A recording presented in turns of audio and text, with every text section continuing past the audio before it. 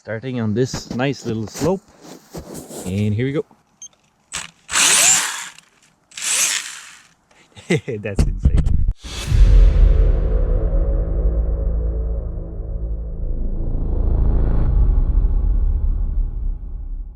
Okay, so this is my take at the Yamaha Viper. As you can see here, the gearbox has been adapted. You don't need to cut that stud, you just shove it into that stud and it just drops directly on where the bearing holder is, or the bushing holder I should say. So you just drop it in here and you put a few screws here on the top, and that's about it. Virtually no, you might have to chop this part here, the little stud here, just to make some room, and you change that. You put these two new blocks that holds the new drive drum in place, and that's about it for the transmission. You need to mark roughly, that's about say 6 millimeter from this plate and that plate, and you mark the center.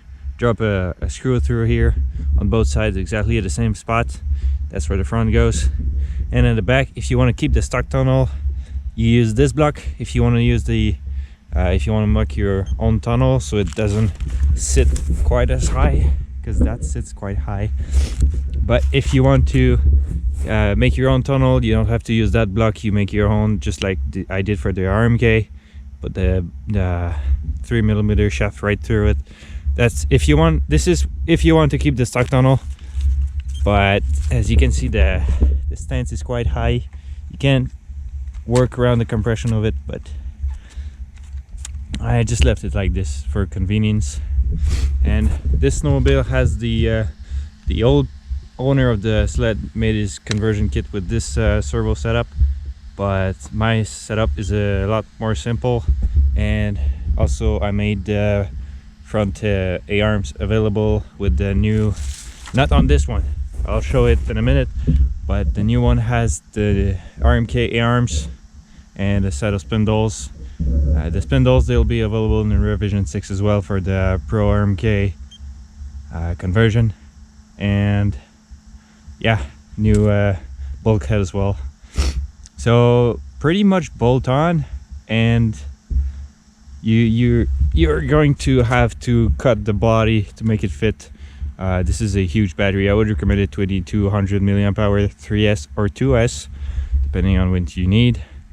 It's just because I don't have the body and that's the only battery that's fully charged I can try. But yeah, a smaller battery would fit better. And that's it. You cut the body, you make the battery fit, and yeah, that's it. The base conversion kit is available. You can now get it in the shop, and if you want to buy the STL file to print it yourself, go for it. It's available. And also there's the tensioning system. I put this part upside down. If you want to tension it, you just find where the track has the little hole. There's a hole here, you can almost see it. You line it up with right here, put a screwdriver through it, adjust it, and that's it. It's that simple. You adjust your track tension like this. This is a little soft. I would tighten it a bit, but yeah, that's gonna work anyways. So let's see what this thing can do. Also, for all the people that like to just go fast and don't care about going in the snow, I made a version that's a track has virtually no lugs. It has a special pattern though. The center ridge and on both sides they have straight in the same direction as where you go, and some tiny pieces for when you're deeper snow. But what that does is when you're on hard snow and you brake, it just wants to keep going in a straight line instead of drifting and going sideways, tilting and flipping over.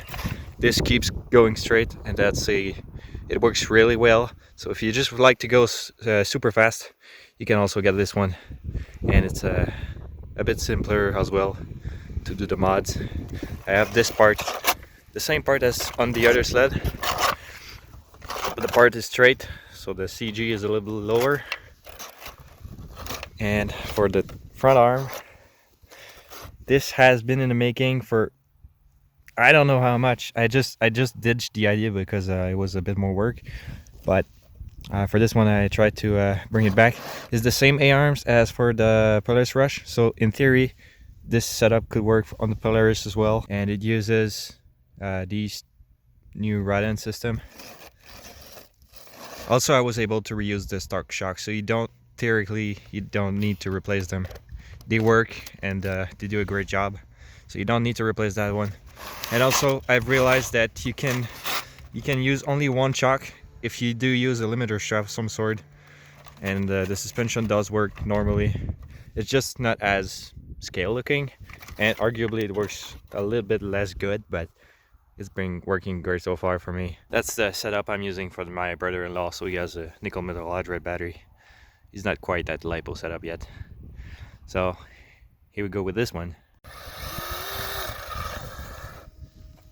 It's a lot more difficult with this remote.